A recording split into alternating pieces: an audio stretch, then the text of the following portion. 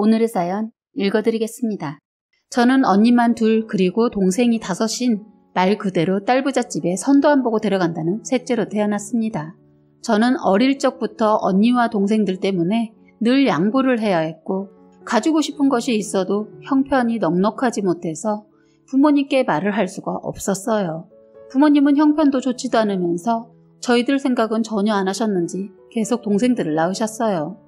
딱히 아들을 원하는 것도 아니었다고 하는데 딸을 8명이나 낳을 정도이면 누가 봐도 아들을 원한 것이 아닌가 싶은데 부모님은 전혀 아니라고 하더군요. 부모님은 그렇게 8명의 자식을 낳고도 9째를 바라셨습니다. 엄마가 몸에 이상이 오면서 더 이상 동생은 없었지만 만약에 엄마의 건강이 허락이 되었다면 동생이 더 있지 않았을까 싶네요. 엄마는 나중에서야 그런 말을 하시더군요. 아빠를 위해서 솔직히 아들 하나 낳아주고 싶었다고. 엄마는 당신이 아들을 꼭 원해서가 아니라 아버지를 위해서 친구 같은 아들을 선물해주고 싶었다고 하시면서 아쉬워하셨어요. 엄마가 아버지를 생각하는 마음도 알겠고 아버지가 엄마를 생각하는 마음 또한 알겠지만 저희는 그런 부모님 때문에 가지고 싶은 것도 참아야 했고 먹고 싶은 것이 있어도 참아야 했어요. 저희 자매들은 안타깝게도 서로 미워하고 눈치 보면서 자기 몫은 스스로 챙겨야 했어요. 싸움은 언제나 너무나 쌀벌할 정도였습니다. 자매끼리 자란 사람들이거나 형제 많은 사람들은 공감하지 않을까 싶네요. 부모님들은 저희 싸우는 거 보시면서도 하시는 말은 서로 의지할 수 있는 형제들을 만들어줘서 뿌듯하다고 하셨는데 전혀 저희는 그렇지 않았습니다. 좋은 기억보다 서럽고 힘들었던 기억밖에 없더라고요. 그렇게 저는 언니들한테 밀리고 동생들한테 밀려서 제대로 된 것을 받아본 기억이 하나도 없습니다. 너무나 가난한 삶이 싫었고 동생들이 많은 것도 지긋지긋했어요. 지금도 공부를 계속하고 있는 동생들도 있고 성인이 되어서 가정을 이룬 언니 동생도 있지만 서로 잘 보고 지내지도 않습니다. 부모님이 원했던 그림은 아닌 것 같아요. 저는 이런 친정의 환경이 싫어서 사회생활을 일찍 시작했는데 그때 신랑을 만났습니다. 신랑은 저와 3개월 연애를 했을 때 청혼을 했는데 그때 고민도 많이 되었지만 그때는 친정의 가난한 대식구들보단 너무나도 비교가 되는 단란한 신랑집 환경이 마음에 들고 젊은 시부모님 또한 마음에 들어서 청혼을 받아들이고 만난 지 6개월 되던 해에 어린 나이인 23살에 결혼을 했습니다. 신랑도 1살 많은 오빠였는데 성실하고 생활력도 있었고 무엇보다 시댁 쪽에 돈이 많아서 시부모님이 도움을 주셔서 힘든 줄 몰랐습니다. 처음엔 결혼 반대하시면서 아무것도 안 해주신다 하더니 다 해주시더라고요. 그렇게 결혼 생활을 시작하면서 저는 제가 할 수 있는 만큼 최선을 다하고 살았어요. 결혼해서 살아보니 친정과 시댁이 아주 기본적인 비교가 되는 일상은 저희 친정은 밥 한 번 먹고 나면 식당 단체 손님 받은 것처럼 싱크대에 그릇을 다 담가둘 수 없을 정도입니다. 그런데 시댁에서 밥을 먹고 치우려고 하는데 설거지라고 할 수도 없는 양이더라고요. 시어머니는 설거지가 많다고 걱정을 하셨는데 저는 그 정도는 껌이더라고요. 저는 시댁에서 밥 먹고 설거지하는 것이 마치 소꿉장난하는 것처럼 느껴졌습니다. 어머님은 제가 살림을 너무 쉽게 하는 것을 보고 칭찬을 아낌없이 해주셨죠. 어린 나이에 칭찬을 받으니까 그땐 그게 왜 그렇게 좋은지 더 열심히 했었습니다. 사실 살림하는 거나 부모님께 하는 거 힘들지 않아서 제가 희생하게 되어도 즐겁게 받아들이고 살았습니다. 친정 살림에 비하면 일도 아니었기 때문에 힘들진 않았는데 어머님의 행동 때문에 이 모든 생활이 엉망이 되어버렸어요. 그동안 어머님은 저를 부려먹기 위해 쇼를 했더라고요. 저는 그것도 모르고 열심히 최선을 다했네요. 바보같이.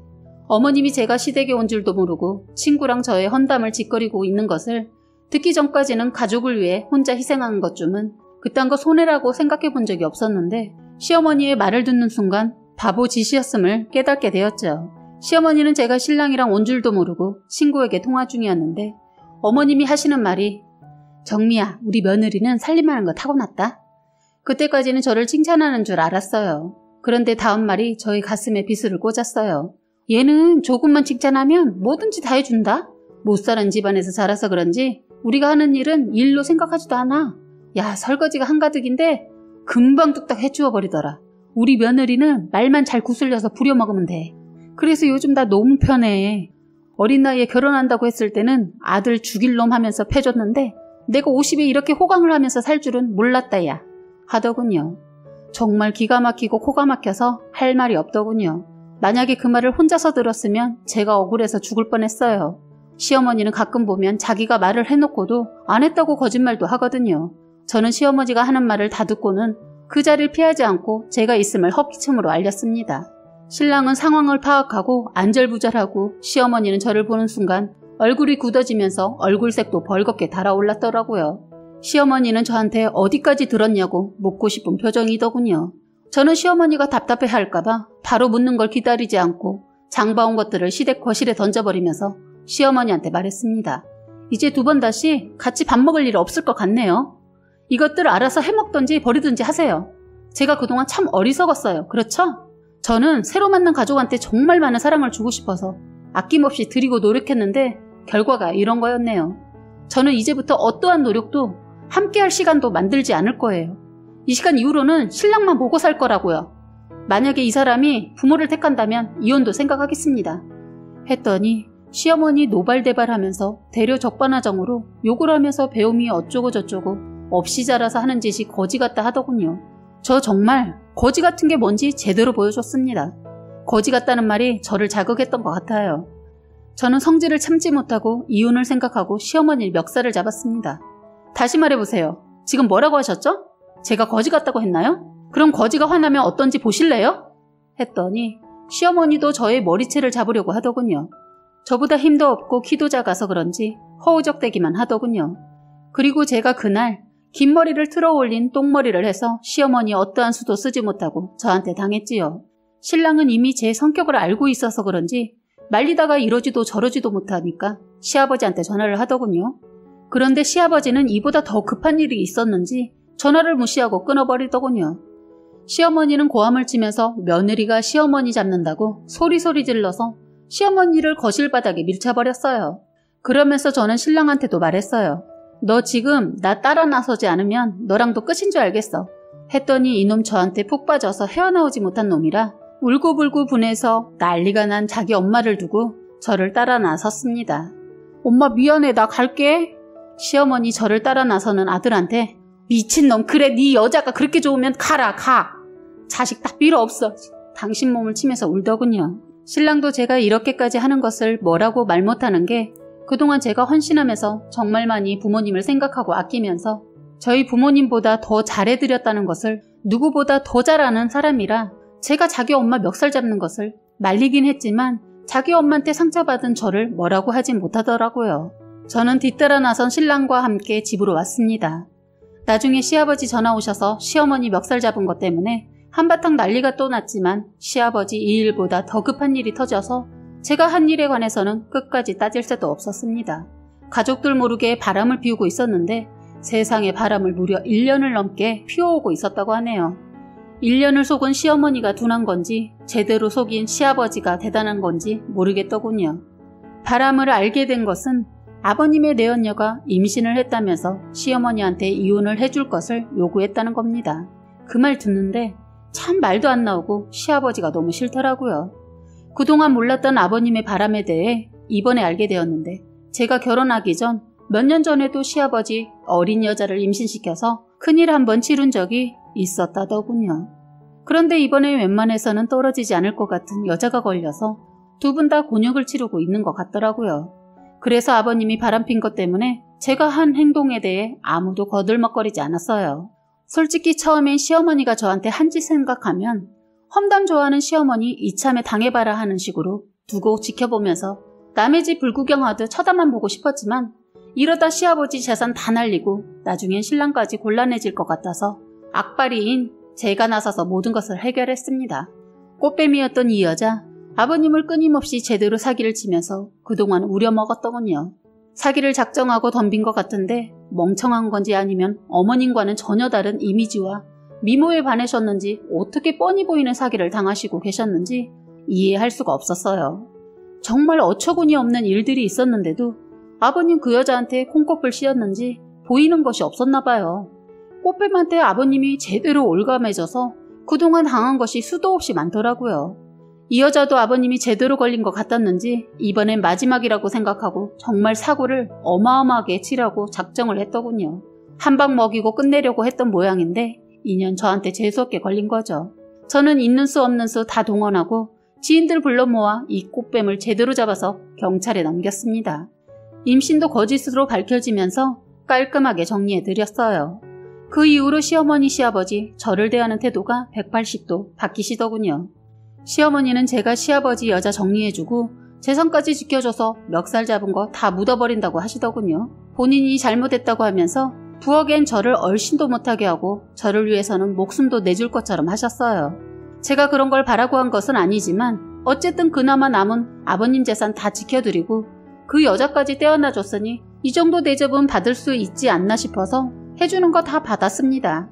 그런데 아버님 개벌은 남 못 준다고 한동안 잠잠하더니 또 바람을 피우시대요. 이번에는 제가 나서서 어머님한테 이참에 이혼을 해버리라고 했습니다.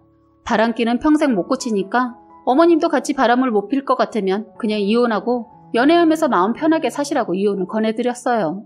그런데 어머님, 아버님을 사랑하지도 않으면서 혼자서는 아무것도 못하는 사람이라 이혼을 어렵게 생각하고 있더군요. 그래서 날 잡고 시댁에 가서 두 분께 아버님, 이참에 그냥 이혼을 하세요. 어머님보다 다른 여자가 더 좋으시잖아요. 질질 끌지 말고 그냥 이참에 깔끔하게 이혼하세요. 왜 정이라는 핑계를 대시면서 같이 사는 거예요? 너희 시엄마, 나 없이는 아무것도 못한다. 그건 모르죠. 어머니 생각은 어떠세요? 어머님이 저를 흉보던 모습과는 전혀 다르게 우유부단하게 결정을 못 내리고 있더군요. 저는 그동안 부모님들한테 이런 식으로 말을 하지 않았는데 도저히 지켜만 봐서는 안 되겠다 싶어서 말했어요. 어머님, 저는 며느리가 아니고 같은 여자로서 얘기하는 건데요. 이렇게 살지 마세요. 저는 이 시간 이후로 부모님들 다시는 안 볼 거예요. 두 분이 이혼을 하시든 같이 사시든 알아서 하세요. 더 이상 바람 피우는 시아버지 보면서 살고 싶지도 않고요. 제 욕만 보시는 어머님과도 평생 같이 갈 수 없을 것 같아요. 두 분 일이니까 알아서들 하시고 나중에 다 정리되시면 저희들한테 연락 주세요. 두 분이 너무 답답해서 제가 나서서 헤어지는 게 답이라고 말하고 저는 신랑 손을 잡아 끌고 나와버렸습니다. 대식구인 친정식구 피해서 일찍 결혼했더니 시댁엔 다 큰 어른들이 문제더라고요. 저는 정말 그 이후로 두 분이 알아서 하시라 하고 연락도 끊고 살고 있었습니다. 그런데 얼마 전에 어머님이 연락이 왔는데 합의 이혼을 하셨다고 하더라고요. 어머님이 이혼하고 저한테 전화한 것은 혼자서 어떻게 살아야 할지 막막해서 고민하다 저한테 전화했다고 하시더군요. 그렇게 흉을 보더니 힘들 땐 저를 찾네요. 미운정이 뭐라고 시어머니 앞으로 살아가는 데 필요한 계획을 화끈하게 세워드리고 왔네요. 지금은 어머님 이혼하고 위자료 받아서 자그마한 가게 하고 있고 아버님은 젊은 여자한테 미쳤는지 연락 두절됐다고 하더군요. 어머님은 혼자서 못 살 것 같다고 하시더니 이젠 씩씩하게 잘 살아가고 있으시고 고민되는 일 있으면 자꾸 전화를 하시네요. 아버님과 헤어지고 나서는 자꾸 저한테 의지하세요. 옛날 일 생각하면 도와드리고 싶지 않은데 제가 편하려고 그냥 예전 일은 묻어두고 시어머니한테 한 번 더 기회를 줬습니다. 다시 옛날 같은 일 있음 그땐 얄짤없이 다 자를 겁니다. 시아버지는 이제 저희들 삶에서 끝인 것 같아서 인연 끊고 살려고 합니다. 재산 다 탕진하면 정신 차리실런지 답답하네요. 그래서 아버님한테 문자 하나 남겨드렸습니다. 아버님은 이기적이고 자기밖에 모르셔서 하고 싶은 거 다 하시면서 사시고 계시는데 행여나 나중에 힘없고 돈 필요할 때 저희 찾지 말아주세요. 라고 문자를 보냈어요. 혹시나 딴짓하고 계시다가 문자 못 보실까봐 10번 연달아 보내드렸습니다. 확인을 하시고 알겠다라는 문자를 보내셔서 그걸 저장해뒀네요. 시어머니랑 신랑한테도 아버님한테 보낸 문자와 거기에 답변까지 온 것을 전송해줬어요. 나중에 정말 연락 와도 모른 채 하려고요. 솔직히 마음은 끝까지 연락이 오지 않기를 바랄 뿐입니다. 어머님도 이젠 아버님이 귀찮다고 하시더군요. 요즘은 친구처럼 지내는 분도 만나시더니 연락도 뜸하네요. 이젠 제발 두 분이 신경 안 쓰게 사셨으면 합니다. 남자친구는 지인의 소개로 만났습니다. 저희는 서로 마음이 통해서 빠르게 사랑이 싹트게 되었어요. 연인이 되면서 서로에 대한 궁금증 때문에 그 당시 한 번 전화를 하면 최소 1시간 이상은 통화를 한 것 같습니다. 저희는 주말에 만나면 영화도 보고 맛집도 찾아다니면서 즐겁게 연애를 했습니다. 그렇게 여행을 계획하고 떠났다가 첫날 밤을 같이 보내게 되었어요. 그 후로 더 가까워져 깨알 같은 사랑을 더욱 키워갔습니다. 그런데 어느 날 남친과 같이 밥을 먹으러 식당에 갔는데 음식이 나오자마자 순간 찌개에서 나는 냄새가 너무 역겹고 헛구역질이 나오더라고요. 남친은 깜짝 놀라며 왜 그러냐고 하였고 저도 모르겠다고 말했죠. 요즘 몸이 무겁고 피곤하다고 했더니 남친은 그날 조심스레 혹시 모르니 임신 테스트기로 확인해보자라며 저에게 말을 하더군요. 그런데 그 결과 바라지 않았던 임신이 되었더라고요. 24살이지만 아직 학업을 마치지 못해서 임신을 받아들이는 것이 너무 당황스러웠어요. 몸이 경직이 되어 오빠에게 어떻게 하냐고 울먹였더니 30살인 오빠는 저에게 책임을 지겠다고 하며 저희 부모님에게 말씀을 드리자고 했습니다. 제가 먼저 저희 부모님께 말씀을 드렸는데 아주 난리가 났습니다. 아직 학생 신분인 나이에 임신한 것에 부모님은 화를 엄청 내시고 오빠 나이를 듣고 더 뭐라 하시면서 일단 오빠를 보자고 하셨어요. 오빠는 대학교를 나와 좋은 직장을 다니고 있었기 때문에 다행히 부모님은 반대를 하지 않으셨고 무엇보다도 오빠가 책임을 지려고 하는 모습이 마음에 들었는지 부모님은 일단 허락을 하는 방향으로 말씀해 주셨어요. 그리고 난 후 임신을 이유로 양가 부모님이 서로 말이 오가게 되면서 상견례 약속을 잡기로 하였습니다. 상견례를 하기 전 오빠 쪽 부모님을 찾아뵀습니다. 두 분 다 저를 보고는 탐탁지 않은지 표정이 좋지 않으셨어요. 그렇지만 저에게 말을 아끼시는 듯 크게 기분 나쁜 말씀은 하지 않으셨지만 뭔가 싸한 느낌이 있긴 했어요. 그리고 상견례 날이 되어 오빠와 저 그리고 양가 부모님이 한자리에 모이게 되었습니다. 저희 부모님도 마찬가지겠지만 오빠네 부모님도 갑작스러운 임신과 결혼의 말이 오가는 상견례 자리에 오셨기에 양쪽 부모님 모두 얼굴 표정은 밝지만은 않았습니다. 저도 두려운 마음이 앞서 있었고 오빠도 저 같은 마음이었겠죠. 식사를 하며 이런저런 이야기를 하고 결혼식장은 어디로 잡을지 신혼집은 어디로 해야 하는지 여러 가지 이야기가 오가게 되면서 술을 드시면서 점점 편안하게 이야기를 나누게 되었습니다. 그런데 문제는 그렇게 술도 드시면서 이야기를 하다가 오빠네 어머니가 하시는 말씀이 아무리 요즘 시대가 바뀌었다고 하지만 결혼 전 혼전 임신이라니 전 저희 집안에 이런 일이 있을 줄은 꿈에도 몰랐네요. 친척들한테 뭐라고 말을 해야 할지 참 속이 상합니다. 그러셨어요. 저희 아버지는 하나밖에 없는 딸이 덜커덩 임신을 하였으니 얼마나 더 속이 상하셨을지 잘 알고 있었습니다. 그런데 저렇게 이야기를 하니 아버지도 기분이 썩 좋지만은 않으셨나 봐요. 아니 남자가 여자를 위하고 결혼을 생각했다면 조금 더 조심을 했어야지. 귀하게 키운 하나밖에 없는 딸이 이렇게 갑작스럽게 임신을 했다고 하니까 저는 속에서 천불이 납니다. 이렇게 조금씩 서로의 속에 있던 말들이 오가게 되면서 언성이 좀 높아지기 시작했네요. 사실 제가 임신인 거 알고 바로 저희 부모님께 먼저 말씀드리고 하루 차이로 오빠도 부모님께 말씀을 드렸어요. 그런데 제가 찾아뵙기 전에 오빠 부모님은 엄청 시간을 미루었어요. 그리고 상견례 날짜도 자꾸만 미뤄서 임신 3개월 만에 상견례를 진행하게 된 거였어요. 아무튼 이런 일이 오가며 오빠네 어머니가 하지 않아도 되는 속마음을 계속 말씀하시는 거예요. 여자가 함부로 몸을 걸리니 그렇게 임신이 되는 거지. 너는 우리 아들이 첫 남자가 맞긴 하니? 이런 황당한 말을 하시대요. 저희 아버지는 더 화가 나셔서 아니 지금 저희 딸이 어쩌고 저쩌요? 저희 우리 딸 그렇게 함부로 키우지 않았습니다. 어디서 그렇게 함부로 말을 하십니까? 지금도 그러시는데 결혼하고 나면 얼마나 더 힘들게 하시려는 겁니까? 이렇게 언성이 높아지고 오빠네 어머니는 드시던 수저를 던지시고 저희 아버지도 상에 있던 그릇이며 먹던 거를 손으로 다 밀어버리시고 아주 난리가 났고 말리지 않으면 큰 싸움이 될 것만 같았습니다. 이런 상태에서 과연 제가 결혼을 할 수 있을지 확신도 없었고 내가 왜 이런 상황까지 만들었을까라는 생각을 하며 제가 바보 같았고 멍청했다라고 느껴졌습니다. 그렇게 저와 오빠는 부모님들을 말리는 도중 미처 바닥에 있는 쟁반을 보지 못한 저는 그걸 밟고 미끄러져 버렸습니다. 그런데 그때 잘못이 되었던 것 같아요. 피가 흐르고 저는 정신을 잃어버렸습니다. 눈을 뜨니 병원이었고 제 곁에는 부모님이 계셨는데 눈물을 흘리면서 계셨습니다. 이야기를 듣는 저는 큰 충격을 받았습니다. 뱃속의 아기는 유산이 되어 응급수술을 하였고 자궁에 문제가 있어 이제 임신을 할 확률이 굉장히 희박하다는 소리를 들었습니다. 저는 눈물밖에 나오지 않았습니다. 임신을 할 수 없다는 것보다 뱃속에 있는 아이가 사라졌다는 사실을 믿을 수가 없었습니다. 부모님은 힘들어하는 저에게 뭐라 하지 않으시고 그저 조용히 저를 챙겨주셨습니다. 저는 퇴원 후 연락이 없었던 오빠에게 연락을 하였습니다. 입원해 있는 동안 연락 한 번 없었던 사람. 무슨 일이 있는 걸까? 우리 아기가 잘못된 건 알고 있는 건가? 여러 가지 생각을 하며 연락을 했습니다. 오빠와 만난 저는 우리 아이 유산됐어. 나 임신 못할 수도 있을 것 같아. 라고 했더니 그날 아버님이 너무 오버하셨어. 어떻게 상견례 자리에서 그러실 수 있어? 라고 하는데 저는 너무 두려웠고 지금 이 남자 앞에서 나오는 말을 도무지 이해할 수 없었어요.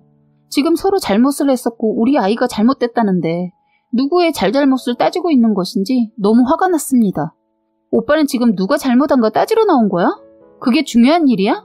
라고 했더니 우리 부모님은 이 결혼 못 시킨다고 하셨어. 너네 집도 마찬가지 아니야? 나도 이런 상황에서 결혼 못하고 어차피 애도 잘못된 판국에 결혼은 물 건너간 거야.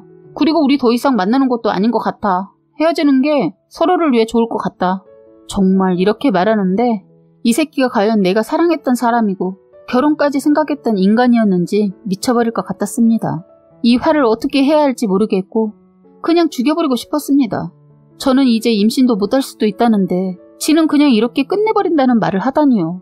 지금 이게 다 누구 때문에 일어난 일인데 저는 이 개자식을 가만히 두고 있을 수가 없었습니다. 커피를 처마시고 있는 이 인간 머리를 잡아 일으켜 세우고 발로 걷어차기 시작했어요. 병신 같은 놈은 처맞고 있더라고요. 지가 잘못한 건 알고 있는 것 같았고 얼마나 이기적이라는 것도 분명 알고 있는 듯 했습니다. 저는 이대로는 화가 풀리지 않아 입고 있는 옷도 다 잡아 뜯어놓고 계속해서 발로 차고 주먹으로 얼굴을 때려줬습니다. 경찰에 신고를 하던가 말던가 제 힘으로 다해 때려주고 왔습니다. 그런데 이 자식이 미안하단 말은 절대 안 하네요. 이런 이기적이고 또라이 집구석에 시집 안 간 걸 다행이라고 생각은 들지만 저는 아직 분이 풀리지 않습니다. 아직 몸 상태가 좋지도 않아서 아직 어찌해야 할지 답이 없네요. 일단 몸을 추스리면 이 새끼 다니는 회사에 가서 다 떠벌리고 다니고 회사 가서 사무실 사람들 있는 데에서 다 말하고 다니려고 합니다. 이 쓰레기 같은 인간처럼 못 쓸 인간 보신 분들이 있을까요? 제 몸은 몸대로 망가지고 인간이 이렇게 한 방에 가는 것만 같아 우울증까지 올 것만 같습니다. 이제는 과연 제가 다른 누군가를 만나는 일이 가능할지 모르겠습니다. 솔직히 부모님 얼굴 뵙는 것도 너무 죄송하고 불효를 저지른 것만 같아 죽고 싶네요. 그 집 부모들한테도 찾아가 다 뒤집어 엎어버리고 싶은 심정입니다. 결혼을 앞둔 분들이 있다면 배우자 부모가 어떤 인간인지 잘 보도록 하세요. 그 집 부모 인성이 쓰레기라면 자신놈 인성도 쓰레기일 확률이 높을 겁니다. 제 몸은 망가졌지만 개만도 못한 인간이랑 결혼 안 한 걸 다행으로 생각하려고 노력해 볼 것입니다. 오늘의 사연 여기까지였고요. 구독과 좋아요, 알림 설정 부탁드립니다.